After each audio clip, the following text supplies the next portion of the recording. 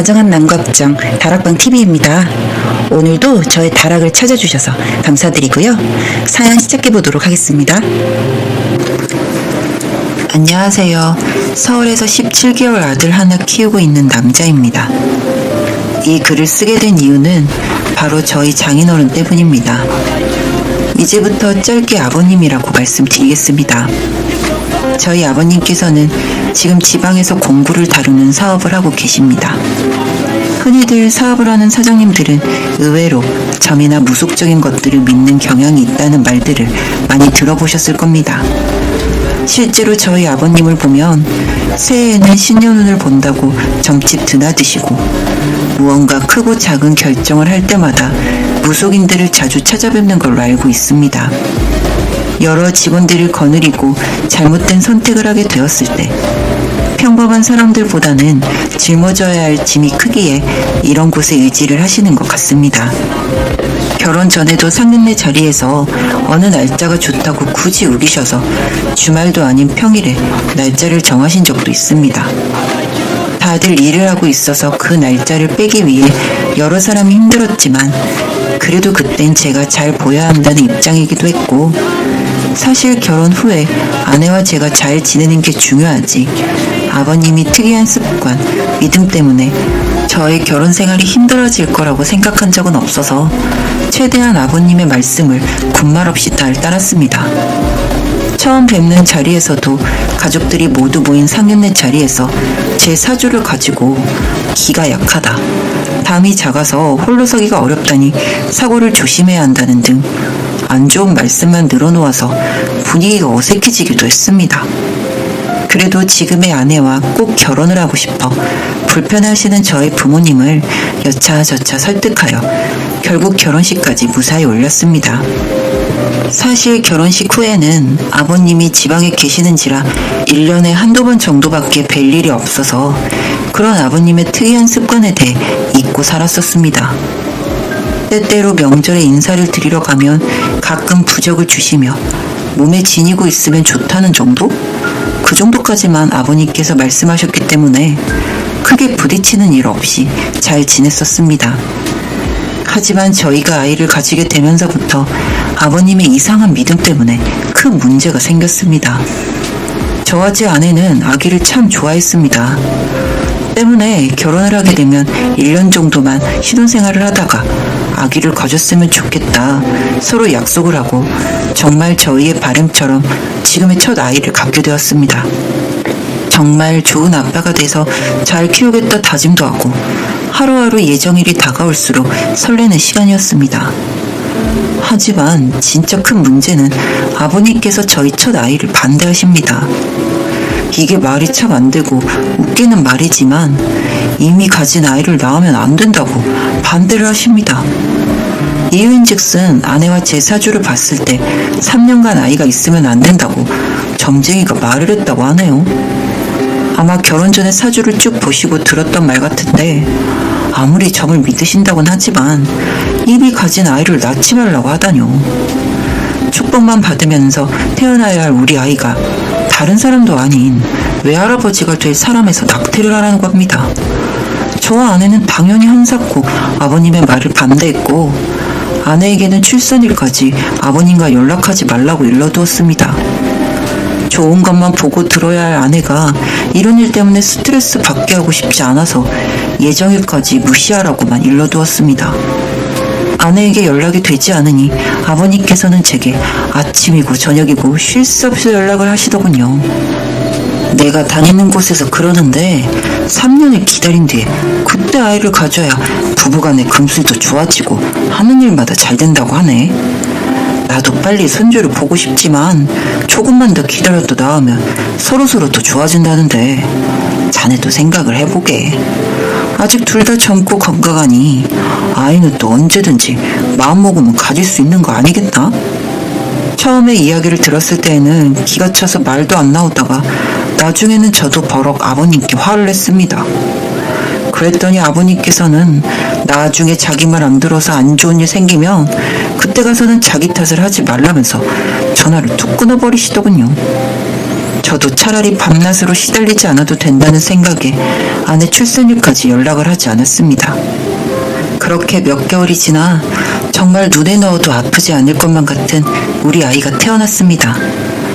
아무리 저희에게 해선 안 될 말을 하셨다고는 하지만 그래도 부모이고 사이된 도리로서 무사히 아이를 낳았다는 소식을 알려드리고자 먼저 전화를 드렸습니다. 아버님, 그동안 연락 못 드려 죄송합니다. 저희 땡땡이 오늘 나왔어요. 건강하게 잘 나왔습니다. 나중에 따로 인사드리러 한번 들리겠습니다. 장인이 우리 딸 사위 잘 되라고 신경 써서 해준 말인데 이렇게 무시를 해도 유분수지. 그래, 알겠네. 나중에 한번 집으로 들리게. 몇 개월 만에 처음으로 아버님과 나눈 통화입니다. 정말 기가 막혀서 그 후로 100일이 될 때까지 한 번의 연락도 없으시고 집에 오시지도 않더라고요. 정말 남이라도 아기를 낳았다고 하면 축하해주고 고생했다고 말이라도 할 텐데 어떻게 자기 딸이 출산을 했다는데 이리도 무심할 수 있는지 정말 화가 났습니다. 아내는 애써 안 보이는 게 마음이 편하다고 괜찮다고 하는데 말은 그렇게 해도 어떻게 안 서운할 수가 있겠습니까? 그렇게 100일이 지나고 양가 어른들에게 인사를 드리기 위해 집으로 아이를 데리고 갔습니다. 저희 집에서는 당연히 처음 맞는 첫 손주이기에 저희 부모님 모두 너무 반가워하고 예뻐하셨습니다. 아내에게도 고생했다고 어깨도 토닥거려주고 그걸 보고 있는 저도 괜히 부모님께 효도하는 기분이 들면서 너무 좋더군요. 하지만 문제는 처갓집이었습니다. 집에 들어섰는데도 장모님만 나오시고 아버님은 방에서 TV를 보시느라 나오지도 않으셨습니다. 아내는 또 그런 모습에 울컥했는지 우리 이렇게 취급할 거면 집에 가겠다고 소리를 지르고 애기는 울고 장모님은 그런 아내를 말리고 집에 들어선 지 5분도 안 돼서 이런 난리를 피우고 다 같이 거실에 앉게 되었습니다. 아내는 아직도 서럽고 화가 나는지 한숨만 내쉬고 저는 아이를 안고 멀뚱히 앉아 있었습니다. 조금 정적이 지나고 아버님께서 처음 꺼내신 것은 작은 수첩이었습니다. 저게 뭐지?